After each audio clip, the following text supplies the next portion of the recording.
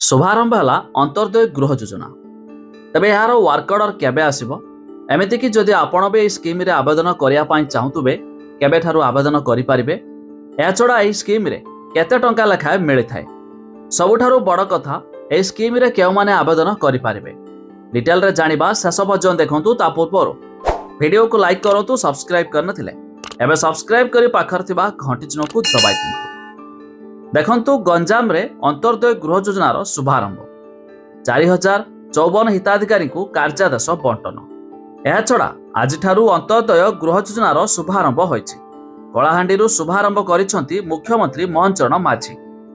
तेबे 50,000 लोकों को योजना सह जोड़िबे सरकार। गरीब लोकों को अंत्योदय गृह योजना रे शामिल कराजिबो। देखंतु केउ मानको मिलिबो एही घर बा केउ माने एथिरे आवेदन करिया पई योग्य ना भिन्नक्षम, विधवा, दुरारोगरे पीड़ित थिबा व्यक्ति एवं शहीद परिवार व्यक्ति, पद्मश्री परिवार व्यक्ति, बन्या बात्या और अग्निकांड घटी घर पड़ी व्यक्ति एही योजना रे शामिल हेबे। एथिपई यार ऑनलाइन आवेदन खोलिबो।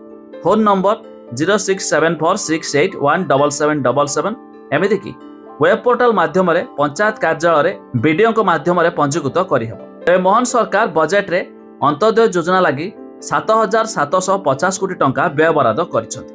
तबे दारिद्र्य सीमारेखा तले थिबा परिवार को पक्का घर जोगाइबा को अंत्योदय गृह योजना राज्य सरकार को एक महत्वाकांक्षी योजना रही। यह अधीन रे आसंता 3 वर्ष रे अति कम रे 2,25,000 नूतन पक्का घर मंजूर कराजिबो।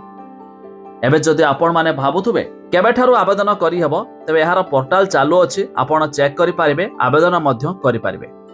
या छडा एथिरे आवास योजना परि मध्य 1,20,000 मिली थाए।